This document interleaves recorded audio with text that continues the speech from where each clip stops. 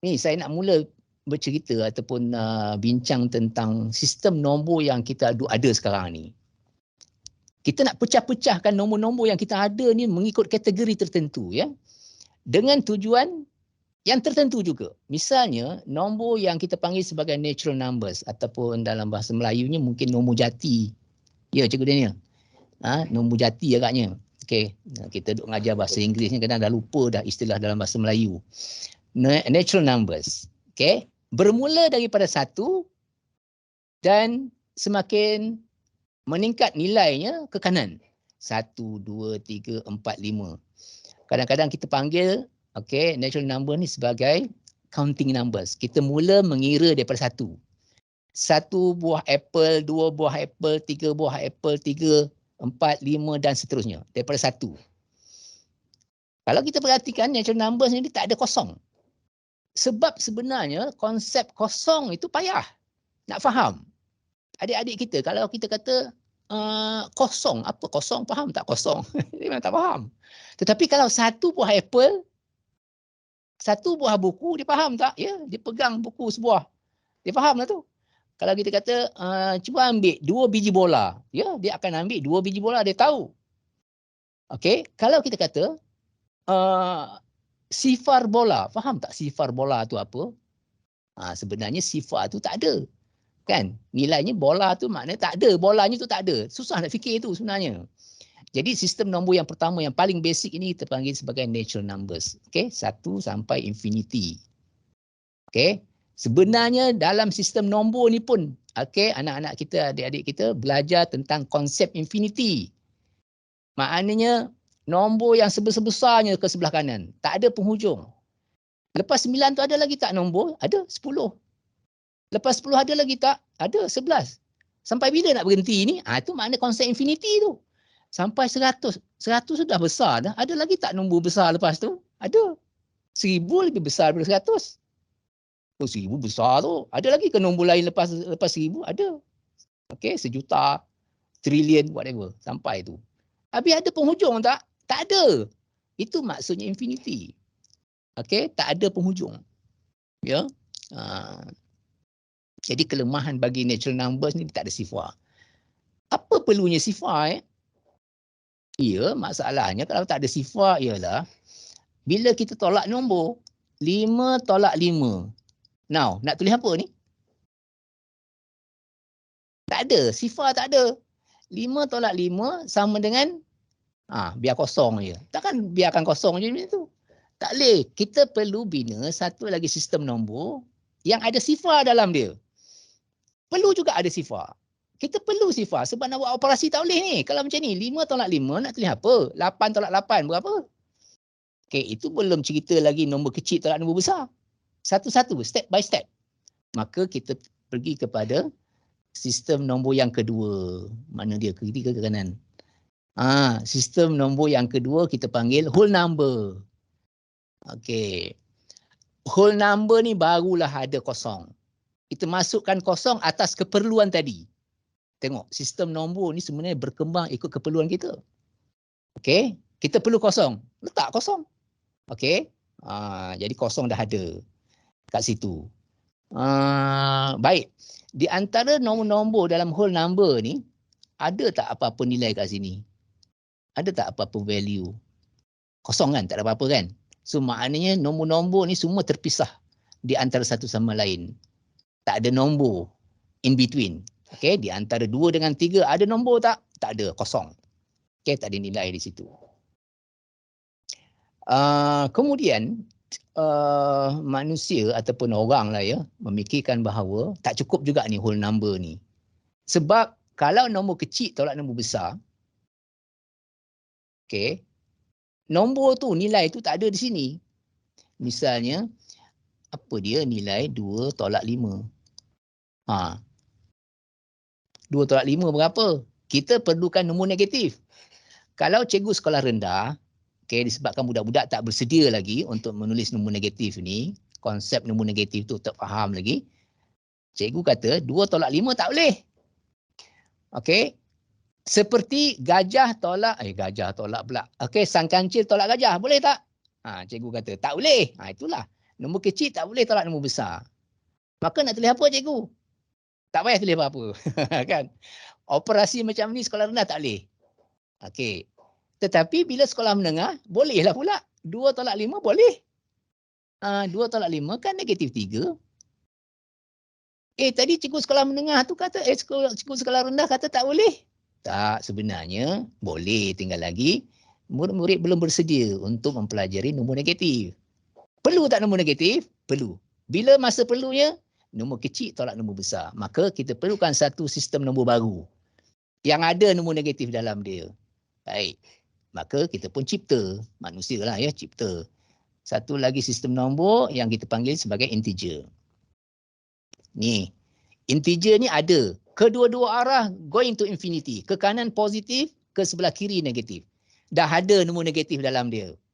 Okay, we are very happy. Ada negatif 1, ada negatif 2, negatif 3. Okay, ke kiri.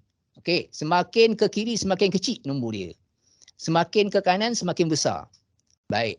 Dan yang interesting tentang integer ni ialah sekarang ni nombor-nombor ni semuanya ada pasangan masing-masing. Baik, apa maksud pasangan tu ya? Ni, 2 dia punya pasangan dia ialah negatif 2. Ada. Ini pasangan dia ni. Okey. Dan katakan negatif 5 pula. Mana negatif 5? Katakan kat sini lah negatif 5. Okey, negatif 5 sini. Mana kawan dia? Ada. Ni. Ni kawan dia. 5 dengan negatif 5. Ada kawan masing-masing. Dan jumlahnya ialah kosong. Tiap-tiap satu ni, okay, nombor itu dengan kawan dia, bila kita jumlahkan bisa dapat kosong. Itu sebab nilai sifar itu kita panggil sebagai additive identity. Okay. Identity tambah, hasil tambah. Sebab bila pasangan ni kita tambahkan dia, kita akan dapat sifar nilai dia. Dan dia letak tengah-tengah sifar ni tadi. Ya, sifar letak tengah-tengah di antara positif. Yang sebelah sini semua positif ni positif. Dan yang sebelah sini, sebelah kiri ni semua negatif. Dia letak tengah-tengah. Habis sifar ni positif ke negatif? Jawapannya ialah negatif pun bukan, positif pun bukan. Kalau ada bahasa kasarnya, jantan bukan, betina pun bukan. No. Zero ni, kosong ni. Itu pula sifat zero ni. Dia luar biasa. Dia tak sama dengan nombor lain. Kosong ini. Kalau kita bandingkan nombor lain. Nombor lain jelas positif ke negatif. Dia positif tidak, negatif pun tidak. Ya. Okey, itu integer. Dah cukup belum kalau kita ada setakat nombor integer ni? Maka satu hari bapak kita pergi beli apa? Pergi beli pizza. Beli pizza. Ya, ya. Mana saya punya slide tadi? Ni. Beli pizza. Pizza tu kan bulat. Mungkin bulat dia tak sempurna. Macam tu lah lebih kurang bentuk dia. Maka ayah kita pun potong pizza kita ni kepada 4 bahagian. Macam tu. 4 bahagian. Sama besar semua. Sebab ayah kita seorang ayah yang adil dan saksama. Maka yang ini untuk ayah, yang ini untuk ibu, yang ini untuk anak lelaki, yang ini untuk anak perempuan. Okey, seorang dapat seorang satu. Maka untuk anak lelaki ni dia bahagian dia. So bahagian dia ni kita nak tulis macam mana ni? Daripada 1 kita bahagi 4 dan ambil 1 daripada 4. Nak tulis macam mana tu? Maka kita pun mula memperkenalkan tentang pecahan. 1 daripada 4. Nombor macam ni dalam integer tak ada. Pecahan dalam integer tak ada. Okey, maka kita perlu buat satu lagi sistem nombor dan masukkan nombor-nombor pecahan seperti ini. Maka timbullah satu sistem nombor yang kita panggil sebagai rational number, nombor pecahan. Sifat dia macam ni. Mesti nombor itu dalam bentuk P per Q. Okay? P per Q such that P dengan Q ni adalah integer dan satu lagi syarat Q tak boleh sama dengan kosong. Ni, yang bawah ni. Dia punya divisor kita panggil tak boleh sama dengan kosong. Sebab pantang nombor dibagi dengan sifar. Undefined, tak boleh. Okey, jadi itu syarat untuk menjadi rational number ini. Okey, jadi memang jelas bahawa kalau 3/4 tu memang rational number. Ya, kalau 2 1/7 memang rational number. Tapi yang tadi tu, ni yang integer tadi. Yang integer tu tadi adalah rational number ke tak? Masuk tak dalam kategori rational number? Integer tadi, whole number tadi, yang natural number tadi, masuk tak dalam kategori? Maksud saya itu adakah subset kepada rational number ni juga ke tak? Ataupun asing? Ya. Okay, rational number juga. Integer tu sebab katakan dia negatif 5. Boleh ditulis dalam bentuk P over Q, di mana P dan Q tu mesti integer, iaitu apa dia? Negatif 5 per 1. Kan dapat negatif 5. Jadi nombor yang macam ni, yang integer tadi, sebenarnya dia juga adalah rational number. Jadi maksudnya apa? Rational number ni merangkumi yang tadi. Keseluruhan integer, whole number, natural number, semua ada dalam dia. So kalau kita nak wakilkan semua ni dalam bentuk set dan subset, kita punya set Q kita yang besar luar ni. Okay, dalam tu merangkumi yang tadi. Ada Z, okay, integer. Ada whole number dalam ni, W, dan ada N. N yang paling kecil, natural number tadi. Okay, dia punya gambaran setakat ni sampai itu. Okay, tentang rational number ni. Nombor yang terbesar, set nombor yang paling besar setakat kita bincang ni. Okay. Tu dia punya representation. Tapi tadi untuk yang integer tadi kita boleh senarai gitu kan. Tapi bila sampai rational number saya dah mula main simbol, nampak ni. P per Q such that PQ dalam Z dan Q tak boleh sama dengan kosong. Masalahnya ialah rational number ni dia punya sifat dia luar biasa. Macam ni macam ni. Kita ada garis nombor kosong lah kata. Kalau kita ambil di antara 0 dengan 1 pun cukup lah. Ya. Now, setengah kat mana? 1/2. Sini kan? 1/2. This is 1/2 there. Now, setengah kepada setengah kat mana? Mana 1/4? 1/4 kat sini. 1/4. Baik. Di antara 1/4 dengan 1/2 ni ada nombor lain tak? Ni, tengah-tengah sini. Ada tak? Nombor di antara 1/4 dengan 1/2. Ada tak? Okey, mari kita kira sekejap. 1/4 dengan 1/2. Nak tengok tengah-tengah ni ada nombor ke tak? Kita samakan pembawah dulu. Okey, kalau kita darab 2 yang ini kita akan dapat 2/4. Okey, 1/2 tadi jadi 2/4. Di antara 1/4 dengan 2/4 ada nombor tak? Tak ada lagi. Mari kita darabkan 2 lagi. So darab 2 sini jadi 2/8. Okey, yang ni kalau darabkan 2 jadi 4/8. Sekarang ni banding di antara 2/8 dengan 4/8. Ada tak nombor tengah dia? Ada. Apa dia? 3/8. Maknanya apa? Di antara 1/4 dengan 1/2 ni ada nombor lain. Ada rational number lain kat tengah dia. Apa dia? 3/8.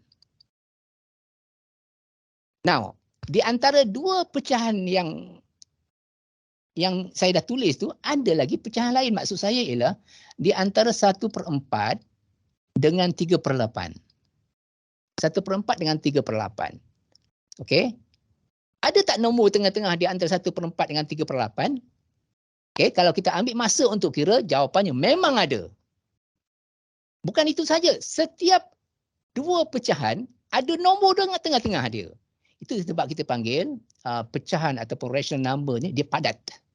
Padat, sangat padat. Di antara mana-mana dua pecahan semacam mana pun rapat dia masih ada lagi pecahan di antara keduanya. Okey, itu dia punya keistimewaan nombor pecahan ini ataupun rational number. Alright. So macam mana moderator? Nak terus ke apa ke? Ada apa-apa nak komen ke apa? Okey, boleh. Tak masalah. Semua rasanya semua terkejut ni tengok. Okey. Semua nak study lagi dari semula rasanya. Okey. Baik. Mari kita teruskan sikit lagi ya tentang apa nombor ni. Sebab basic dia semua kat sini. Okey, supaya kita faham bahawa kita cakap sebenarnya tentang kalau kita nak mencari jawapan kita tu, jawapan kita dalam domain apa? Rational number ke, real number ke, complex number ke. Okey, sampai kepada yang irrational. Irrational number. Kalau dalam kehidupan seharian kita kata kita kena berfikiran rasional. Maknanya apa? Boleh memberi sebab, boleh berhujah, rasional. Kalau irrational, maknanya kamu ni seorang yang irrational, maknanya tak boleh berfikir dengan waras. Okey, tindakan tidak di luar, memang di luar jangkaan tindakan dia. Okey? Begitulah sifatnya nombor yang kita nak bincang ni, irrational number. Okey, dia memang luar daripada rational number tadi. Okey, rational dengan irrational dia dua set nombor yang berbeza. Dua grup atau dua kumpulan nombor yang berbeza. Okey, contoh bagi irrational number ni ialah punca kuasa 2 macam ni. Sebenarnya macam mana timbulnya irrational number ni? Irrational number ni sebenarnya. Okey, saya tulis kat sini nama orang tu ialah Hippasus. Kesian dia ni. Memang kesian. Disebabkan punca kuasa 2, disebabkan nombor punca kuasa 2 dia kena buang ke laut. Ni Hippasus ni. Ceritanya macam ni. Kan masa teorem Pythagoras di Greek kan, Pythagoras ni kan seorang yang sangat terkenal di zaman Greek dulu.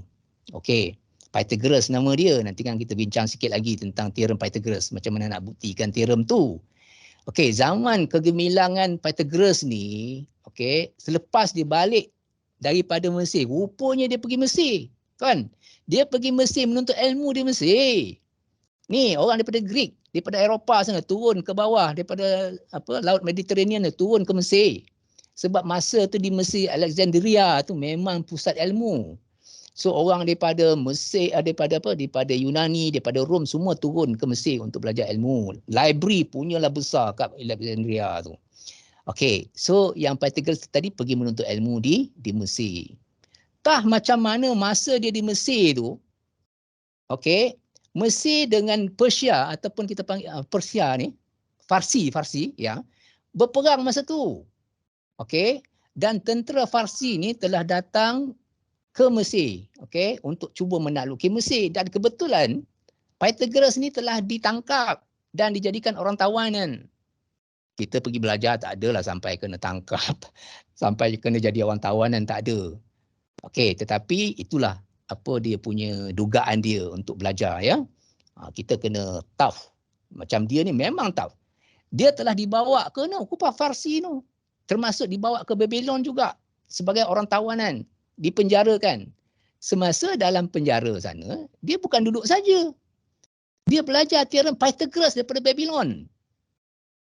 Daripada orang Babylon dia belajar situ. Kemudian dia balik ke Greek dan menyampaikan ilmu yang dia pelajari daripada Mesir, daripada Babylon, daripada Farsi itu semua di Greek.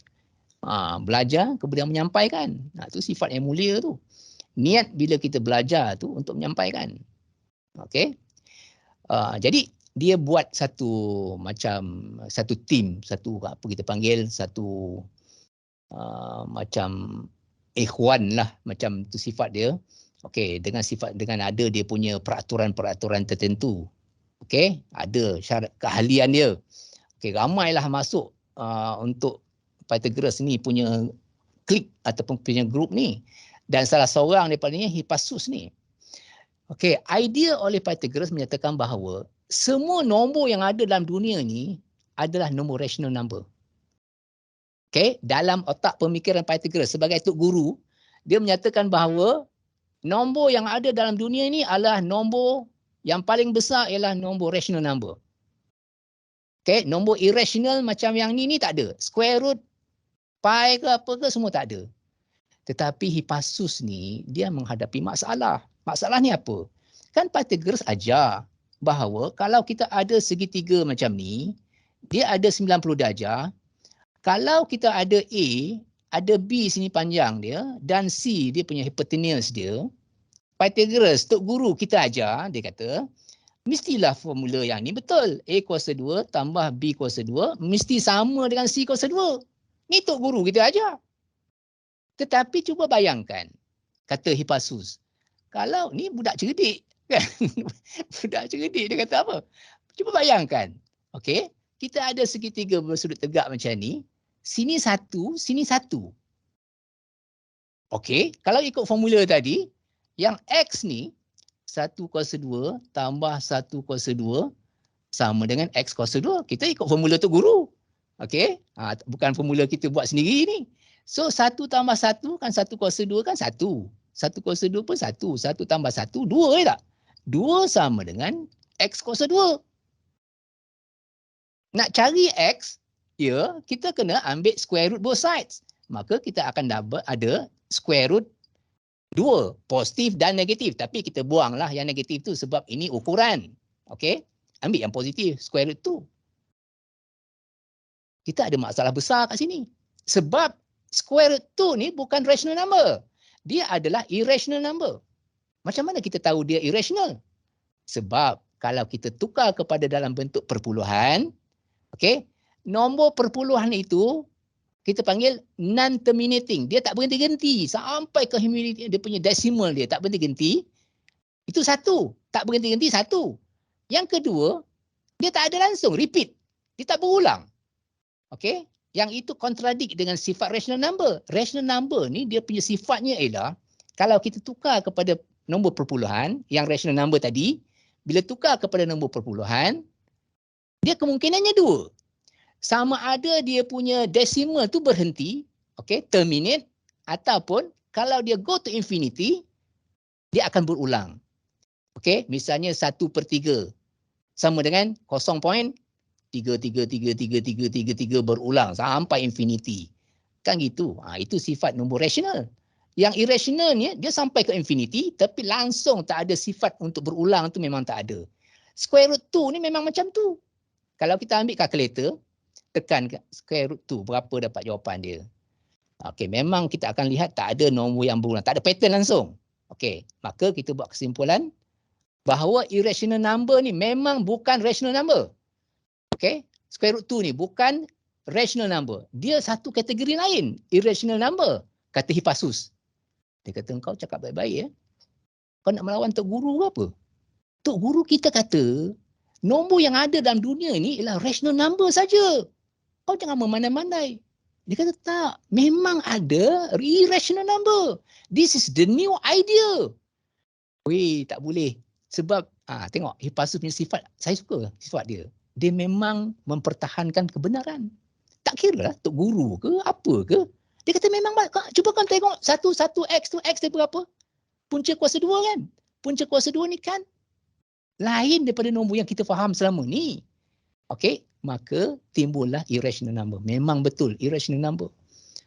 Kalau engkau berpegang jugalah dengan cara pemikiran kau ni, kita orang tak ada pilihan. Engkau kena kita orang buang ke laut. Memang Hippasus ni terkorban. Salah seorang daripada ahli matematik yang terkorban disebabkan ideanya yang benar, Hippasus. Tolong ingatkan nama dia ni sebab dia ni luar biasa dari segi pegangannya terhadap kebenaran. Okey? Okey, saya suka dia. Alright ya. Dan kita akan wakilkan Q ataupun irrational number ni star, ada star atas dia. Q star sebagai irrational number. Okey. Baik. Kemudian kita ada dua tadi iaitu Q dan Q star ni, rational dan irrational number. Kita gabungkan dua set ni.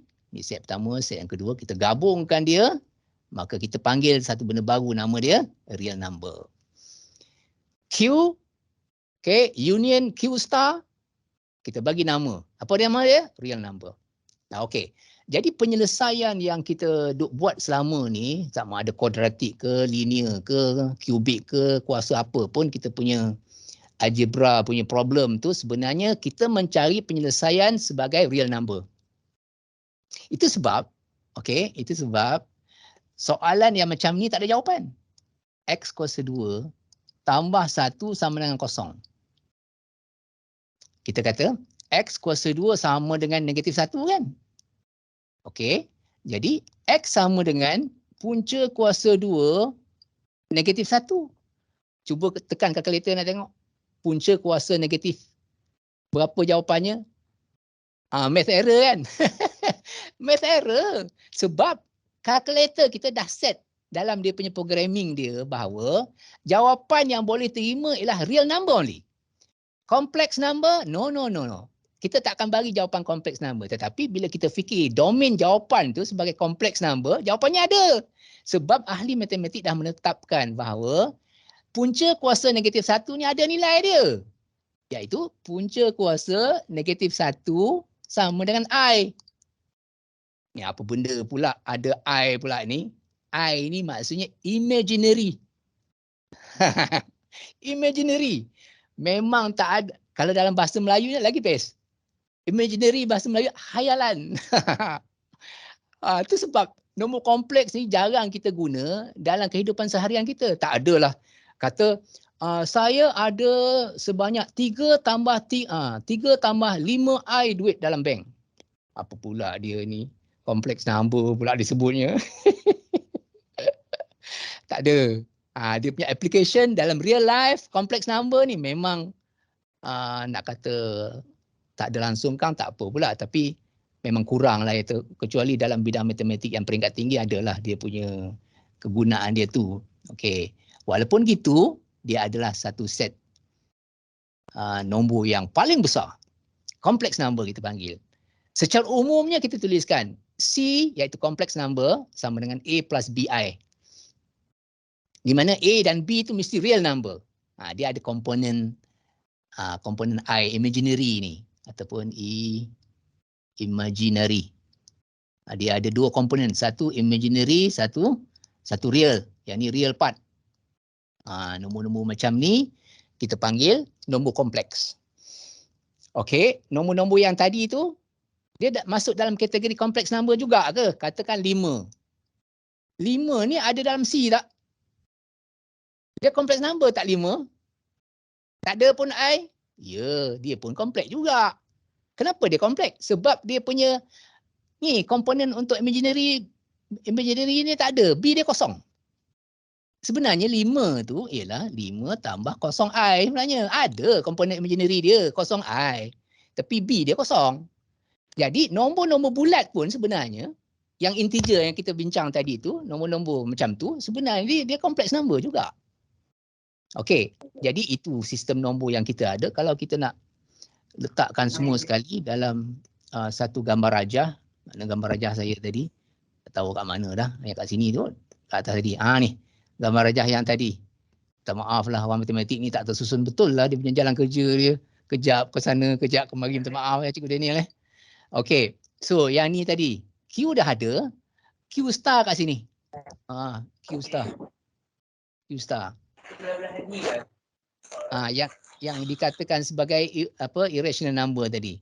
Okey. So bila kita gabungkan ni semua, kita gabungkan, kita akan dapat real number.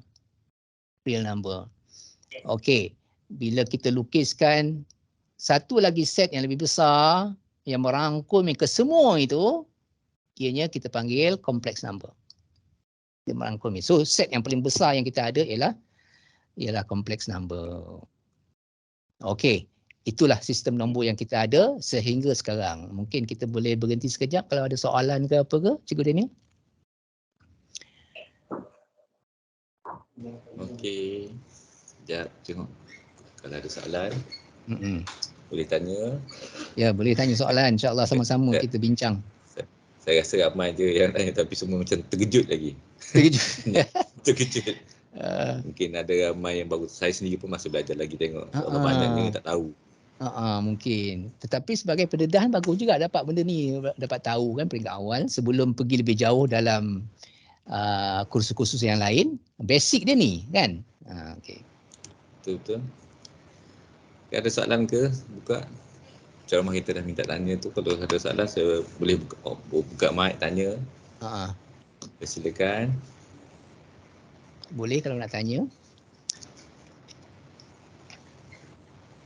Tak ada. Okey, kalau tak ada kita teruskan. Okey, mungkin dia orang simpan untuk masa last kot, insya-Allah. Agaknya. Okey. Agaknya. So, kita boleh teruskan dulu ya.